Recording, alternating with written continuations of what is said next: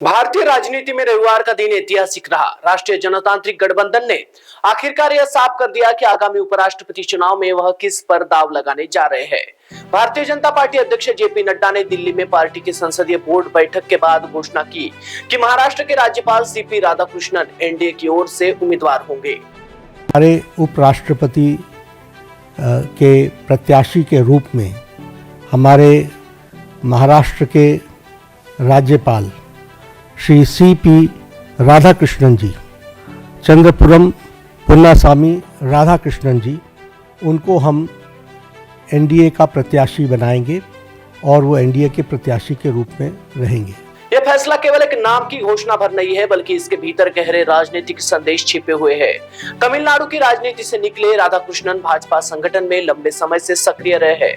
उनकी साफ छवि और संघ के साथ मजबूत जुड़ाव उन्हें एक सर्वसामान्य नेता बनाते हैं। भारत के संविधान के अनुच्छेद 63 के तहत राष्ट्रपति और उपराष्ट्रपति का चुनाव संसद के दोनों सदनों के सांसदों द्वारा किया जाता है। उपराष्ट्रपति राज्यसभा के सभापति भी होते हैं। चुनाव आयोग ने पहले ही कार्यक्रम जारी कर दिया है। 9 सितंबर 2025 को चुनाव होगा और उसी दिन मतगणना कर परिणाम घोषित कर दिए जाएंगे। 21 अगस्त तक नामांकन दाखिल किए जा सकेंगे। 25 अगस्त तक उम्मीदवार अपना नाम वापस ले सकता है। इसका मतलब है कि अगले कुछ हफ्तों तक राजनीतिक गलियारों में उपराष्ट्रपति चुनाव की चर्चा का मुख्य विषय रहेगा। सीपी राधाकृष्णन भारतीय जनता पार्टी के उन नेताओं में गिने जाते हैं जिन्होंने संगठन के स्तर पर दक्षिण भारत में पार्टी की पकड़ मजबूत करने में अहम भूमिका निभाई है। वे कोयम्बटूर से 2 बार लोकसभा सांसद चुने गए। तमिलनाडु भाजपा के अध्यक्ष पद की जिम्मेदारी भी उन्होंने संभाली।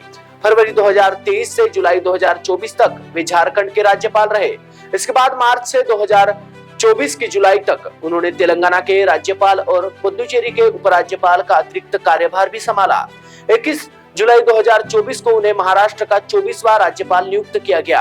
उनके अनुभव और प्रशासनिक पकड़ को देखते हुए पार्टी ने उन्हें उपराष्ट्रपति पद के लिए उपयुक्त माना। भारत के मौजूदा उपराष्ट्रपति जगदीप धनखड़ ने 21 जुलाई 2025 को संसद के मानसून सत्र की शुरुआत से पहले अचानक इस्तीफा दे दिया। उनके राजीनामे में उन्होंने स्वास्थ्य कारणों का हवाला दिया।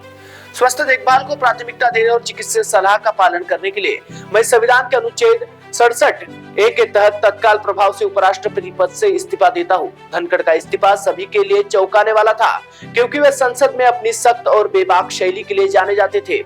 एनडीए द्वारा राधाकृष्णन को उम्मीदवार बनाए जाने के कई राजनीतिक मायने हैं। भाजपा लंबे समय से दक्षिण भारत में अपनी पकड़ मजबूत करने की कोशिश कर रही है।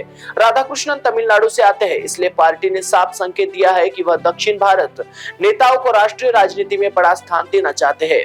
राधाकृष्णन न केवल भाजपा संगठन से जुड़े हैं, बल्कि राज्यपाल जैसे संवैधानिक पदों का भी अनुभव रखते हैं। विपक्ष के लिए भी वे एक अपेक्षाकृत स्वीकार्य चेहरा हो सकते हैं।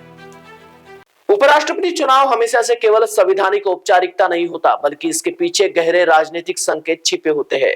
इस बार भी एनडीए ने तमिलनाडु से आने वाले एक अनुभवी नेता को मैदान में उतारकर भविष्य की राजनीति की दिशा तय करने की कोशिश की है। सीपी राधाकृष्णन के सामने अब जिम्मेदारी है कि वे न केवल चुनाव जीते, बल्कि उपराष्ट्रपति पद संभालते हुए भारतीय संसद को एक नई दिशा दे।